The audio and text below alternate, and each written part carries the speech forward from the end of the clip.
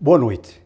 No ar mais um programa Arcanos Celestes, uma série inédita na televisão brasileira que visa divulgar a obra do cientista, filósofo e teólogo Emanuel Swedenborg.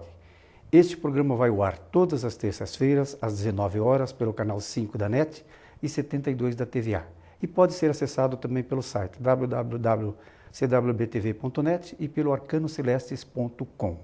As perguntas podem ser enviadas pelo nosso e-mail de contato arcanocelestes@gmail.com e os livros podem ser solicitados pelo telefone 3027-4741. O tema desta noite será a dracma perdida.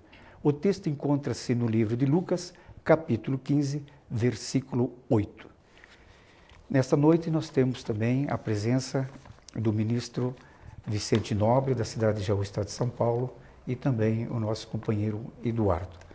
Boa noite, Eduardo. Boa noite. Boa noite, Vicente. Boa noite, Hélio.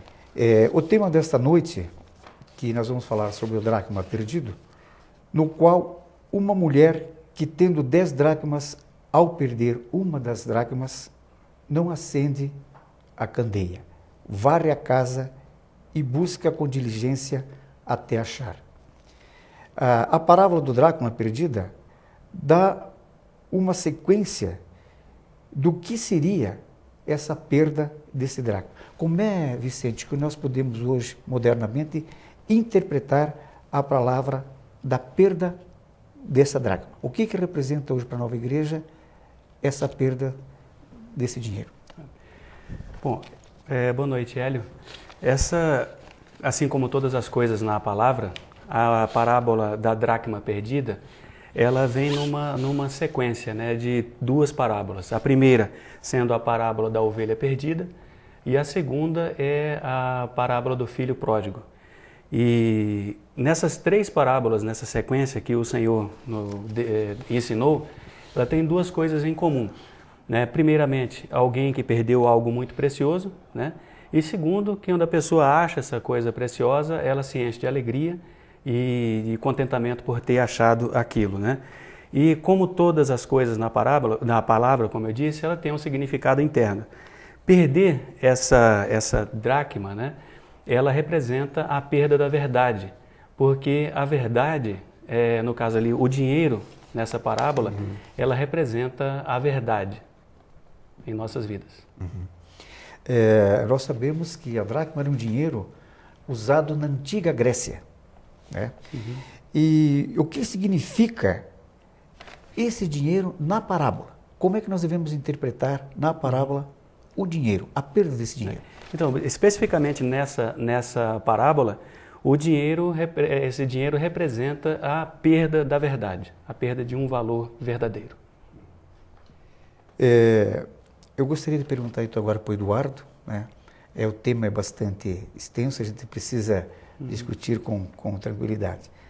Eduardo, o que significa mesmo perder a dracma? Como é que nós devemos interpretar hoje? A nova igreja interpreta a perda desse dinheiro. Como é que nós devemos interpretar a perda da dracma? Então, essa perda representa justamente algum objetivo que a gente muitas vezes tem na vida e por um certo desleixo, uma certa, digamos assim, desânimo que a gente pode ter num certo acontecimento na nossa vida e a gente deixa de buscar muitas vezes um ideal que a gente procura, né? Que a gente sempre buscou, a gente acaba, digamos assim, apagando aquele ideal da nossa vida. Outra questão seria um princípio, né? Muitas vezes a gente tem um princípio formado, né, na nossa trajetória de vida e a gente substitui aquele princípio, né, por um outro princípio falso, muitas vezes, né? Trocamos um princípio verdadeiro por um princípio falso. Ou, na verdade, essa dracma que é perdida ali, ela representa um conjunto de verdades, né? Uma série de verdades que nós muitas vezes nos desviamos delas, né? E quando nós desviamos dela, nós acabamos colocando outros princípios, outras verdades, né? Que são muitas vezes travestidas de verdades, mas não são verdades, são falsidades que nos vêm através de falsos ensinamentos, né? E por isso que então, nessa história da dracma, né, essa mulher, né, que ali é a personagem principal da parábola, ela então acende a candeia, né, que seria a luz que eles usavam naquela época, né, e procura de todas as formas, né, ela varre em todos os cantos dos quartos da casa, né, procurando diligentemente aquela verdade que ela perdeu, né? E muitas vezes essa verdade foi perdida ou por negligência, né? Ou porque alguém mudou essa dracma, no caso, de lugar, né? E ela acabou, digamos assim, sendo extraviada. Então, quando a pessoa vai na busca dessa dracma perdida e a lavar todos os cantos da casa, isso representa justamente que a pessoa faz digamos assim, ela reconsidera, ela olha para todos os cantos do seu mental, né? Ela faz uma espécie de um exame de consciência, né? Procurando ver onde é que foi perdida aquela verdade que ela tanto amou numa determinada época e depois essa verdade se extraviou, né? Então, se nós analisarmos num sentido mais amplo, ela é um conjunto de verdades que deve ser resgatado pela pessoa para que ela possa retornar ao caminho justo, ao caminho correto, ao caminho que nos é ensinado na palavra de Deus. Exato. E só complementando também, Eduardo, a gente pode ver que a mulher na palavra também significa a afeição pela verdade. É por isso que a gente tem nessa parábola uma mulher buscando diligentemente por aquela verdade que foi perdida. E um outro aspecto também que a gente pode colocar, e uma outra aplicação, como o Hélio comentou no começo, né, para a nossa vida, hoje, né, dessa parábola, é o resgate dos valores, né, que nós temos, né? Por exemplo, uma mulher, né, o que ela representa hoje na sociedade, né? Nós vemos que no princípio, né, era bem diferente do que existe hoje, assim, daquela perda do valor, da questão do feminino, né? Houve, com o passar do tempo, uma valorização do aspecto masculino e uma depreciação do aspecto feminino, né, na sociedade.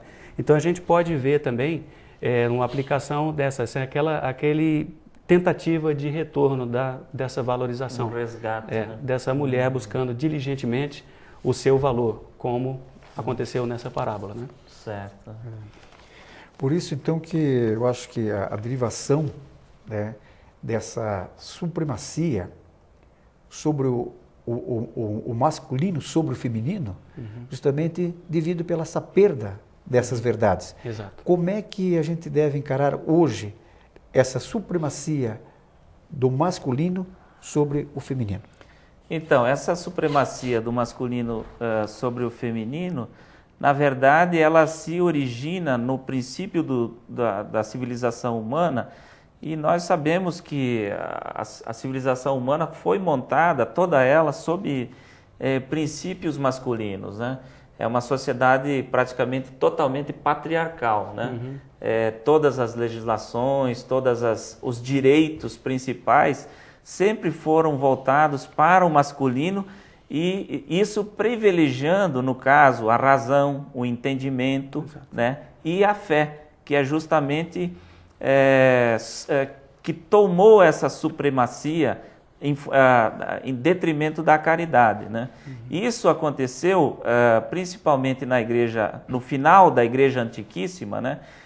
Já quando é narrada aquela história de Caim e Abel, né? Caim representa a fé e Abel representa a caridade. Então Caim mata Abel, né? E isso representa a supremacia da fé sobre a caridade. E daí essa história depois vai se repetindo na igreja judaica, quando então Jacó engana Esaú, né? Jacó representando a fé, Esaú representando a caridade, né?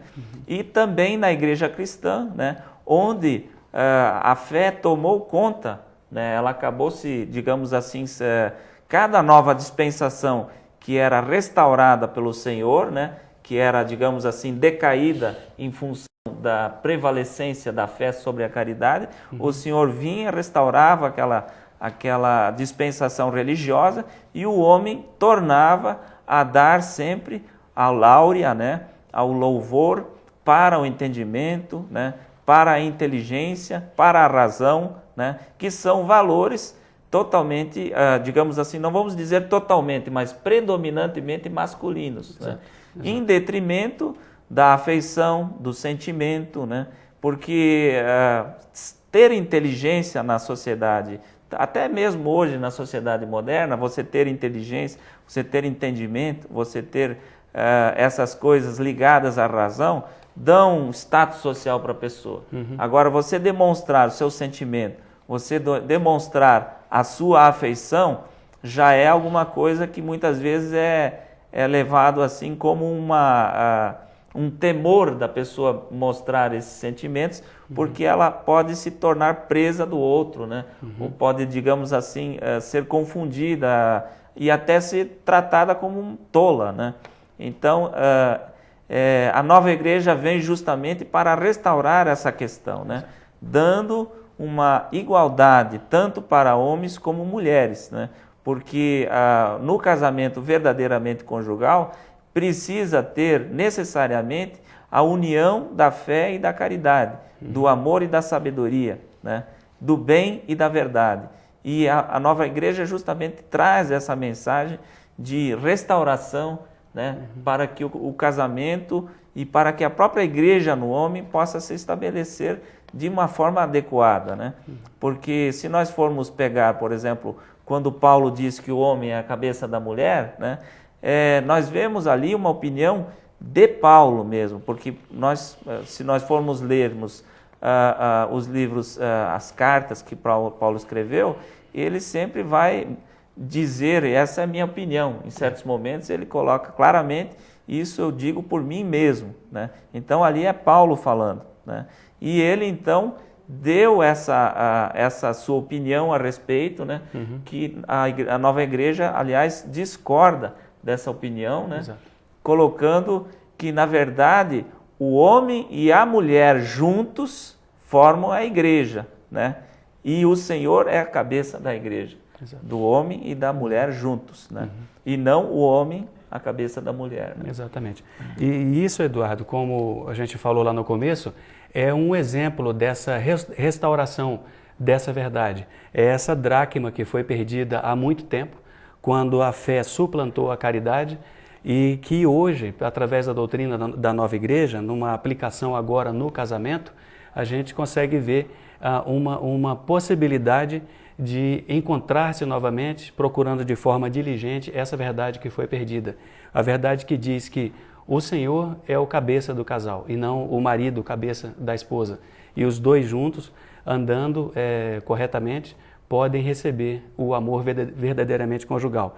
No caso, o marido recebendo esse amor através de sua esposa. Então, como é que hoje, Vicente, a nova igreja, ela vê essa restauração do verdadeiro amor conjugal entre os casais? Quer dizer, não há mais discriminação, nem uma preponderância entre o homem e a mulher. Como é que a igreja vê verdadeiramente o amor conjugal hoje, odiernamente falando? Esse amor verdadeiramente conjugal é um amor prometido àqueles que evitam os males com o pecado. O casal que se afasta dos males, ou mais especificamente, o casal que se afasta dos adultérios como pecados, como sendo pecado contra o seu próximo mais próximo, né, que é o marido, o seu cônjuge, né, ele pode então, através da regeneração, receber esse amor conjugal. Obviamente que não é uma promessa vã, é uma promessa que, olhando, um tanto quanto difícil de ser conquistada, porque a gente está sujeito a muitas coisas ainda nesse mundo, né? A gente está sujeito a muitas coisas, mas é uma esperança que um dia, nem que isso aconteça após a morte, assim, quando o casal deixar esse mundo, que um dia eles vão receber esse amor que vai uni-los pela eternidade. Mas a forma que a nova igreja tem, né, ou a fórmula de se receber esse amor, desse resgate da supremacia do Senhor no casal é através do combate dos males com o pecado. O marido ocupando o seu espaço, a mulher ocupando o seu espaço, fazendo o seu papel, e ambos combatendo os males e servindo ao Senhor, como uma igreja. Perfeito. Então quer dizer que hoje nós devemos entender que o casal caminha par e passo. O homem e a mulher com as mesmas responsabilidades, com os mesmos sentimentos, né, da continuidade, da criação, da educação dos filhos, os compromissos conjugais e os serviços, né, dentro da sua própria casa. Agora essa pergunta para o Eduardo. Como é que nós devemos entender, Eduardo, acender a candeia? Como é que nós devemos transpor hoje, para os dias de hoje, o que significa acender a candeia dentro de um lar, dentro de uma casa? Então, como eu já havia dado uma pincelada inicial antes, essa candeia ela representa justamente o autoexame que o casal deve fazer, né? E no caso ali da parábola, a nossa personagem é uma mulher, né? Então, esse autoexame, ele deve ser feito no sentido de que, principalmente como nós estamos falando da predominância do masculino sobre o feminino, nós devemos dizer que, em parte, digamos que essa culpa por este desequilíbrio que vem desde o princípio dos tempos antiquíssimos, quando a predominância da fé e da razão se tornou mais forte em detrimento da caridade, do sentimento, né, da afeição, da bondade, né? Então, essas coisas devem ser justamente autoexaminadas em cada uma das pessoas, tanto o marido como a esposa. No caso da esposa, ou da mulher mesmo, pode ser a mulher solteira, né? Existem alguns pontos que a mulher deve se autoexaminar, né? Por exemplo, se ela aceita essa, digamos assim, essa predominância do masculino sobre o feminino, ela acaba sendo conivente, né? E aceitando um erro, no caso, né? Vamos colocar, por exemplo, uma moça solteira que conhece um rapaz e ela quer um compromisso com ele, né? Se ela facilmente, digamos assim, oferece, né, o seu corpo em troca de um compromisso futuro, sem antes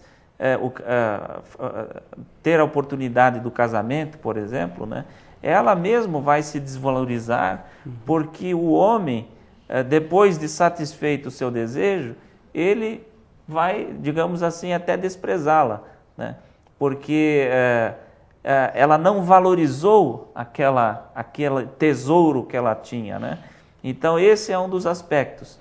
Outro aspecto é, por exemplo, a esposa, né? Quando o marido é muito dominador, né? E quer se sobrepor, muitas vezes até fisicamente, né? Se ela aceita isso, né? Digamos assim, simplesmente para não criar conflito em casa, né? E aceita essas coisas de forma submissa, né? Ela também age com negligência em relação a essa questão. Ou então também a mãe dos filhos, né? Quando os filhos se sobrepõem à mãe, quando eles não querem obedecê-la, né? E quando ela então, para não, digamos assim, macular o amor que ela tem pelos filhos, ela não quer castigar, né? Isso, dizer castigar, não é fazer nenhum tipo de tortura, né? Mas uma palmadinha não faz mal, né? A uma criança, né? Digamos assim, porque é necessário que se tenha o respeito, que a criança aprenda a ter respeito desde pequena, né? E isso, quando os filhos vão crescendo, a tendência é de perda do controle, né?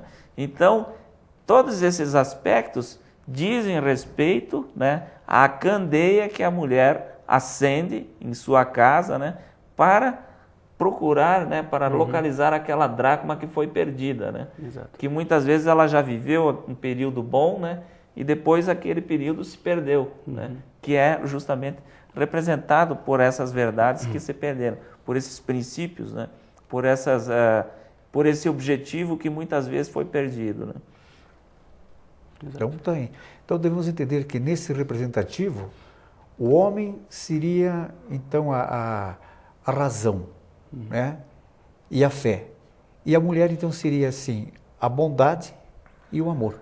Exato. Essa seria a interpretação correta, hoje em dia, né, desse termo, né, da palavra, na letra da palavra, onde diz que o homem é o cabeça. Mas nós devemos entender que hoje há um equilíbrio perfeito entre o homem e a mulher, onde o homem é a razão, né, e a mulher é o sentimento. Seria isso, Vicente? Exato, exato. E ambos juntos, como eu disse anteriormente também, ambos juntos exercendo o seu papel, cada um combatendo os seus males, seus próprios males como pecado, entendendo a responsabilidade que é de se estar dentro de uma instituição sagrada que é o casamento, e ambos também, né, além de combater os males individualmente, porque existem males que devem ser combatidos pelo casal, e buscando uma autoridade, não uma supremacia do marido sobre a mulher ou a mulher sobre o marido, mas uma supremacia do Senhor naquela família, ou naquele casal. Dessa forma, então, quando ambos, através da luz, da verdade da palavra, eles acendem a sua candeia e buscam o resgate desse valor perdido há algum tempo, e eles, é como se fosse uma promessa ali na palavra. A mulher acendeu a candeia, varreu a casa e encontrou. Qualquer pessoa, então, que, através da luz da verdade da palavra, busca diligentemente reencontrar esse valor, combatendo os males como pecado, ele vai sim restaurar os valores do seu casamento, os valores corretos no seu casamento. E um aspecto também que é relevante de a gente apontar nesse programa é essa questão que nós falamos sobre a supremacia do masculino sobre o feminino. Logicamente que nós sabemos que há essa supremacia, né, desde tempos antigos, e nós justamente apontamos essa supremacia. Outros grupos já têm apontado também essa supremacia. Vamos pegar, por exemplo, o grupo feminista, né, que muitas vezes coloca, né, uma oposição, fazem uma oposição. Então tem os machistas de um lado e os feministas, as feministas de um outro lado, né? Então nós queremos colocar aqui que não é necessário e nem salutar que se crie uma polarização entre uma coisa e a outra, né? A mulher, na verdade, ela tem armas muito mais superiores do que querer, digamos assim, se fazer de homem, né? Ou querer, assim, colocar os princípios masculinos, né, em si mesmo, né? E em contraposição ao machismo, como se fosse uma guerreira que vai guerrear contra o homem, né, que é o seu oponente. Na verdade, não é assim. A nova igreja, ela justamente vem mostrar que a mulher tem valores, tem, digamos, princípios que estão implantados na sua natureza feminina pelo Senhor, que são muito superiores, né? Porque dizem respeito principalmente ao amor, à afeição, né? À caridade, à bondade natural que ela tem como mãe ou esposa, né? Ou mesmo como uma mulher solteira, né? Que busca esses princípios para a sua vida, né? Então, a mulher, ela precisa muito mais enfatizar esses valores que ela tem e que o homem necessita desses valores, né? Porque o homem se complementa com esses valores, né? Da mesma forma que a mulher também se complementa com coisas predominantes que o homem tem, que são, digamos, mais fortes no seu sentido masculino. Por exemplo, a questão do entendimento, da razão, né? Da afeição que o homem tem pela verdade, que é justamente aquilo que lhe traz a sabedoria. E quanto mais o homem é sábio, mais a mulher vai amar ele, né? Porque esse é um dos princípios implantados do Senhor, de a mulher ter afeição pela sabedoria do homem, né? E também de o homem, né, amar justamente as coisas da sabedoria que estão dentro da mulher, que ele muitas vezes não conhece, que dizem respeito aos interiores do sexo feminino, né? De forma que nós, então, abordamos convenientemente esse texto da parábola da dracma perdida, né? E gostaria de agradecer, então, mais uma vez, a presença do ministro Vicente Nobre, do nosso companheiro Hélio Miqueleto, né? E agradecer a presença e a audiência de todos vocês e nos despedimos agora com a graça de nosso Senhor Jesus Cristo. Amém.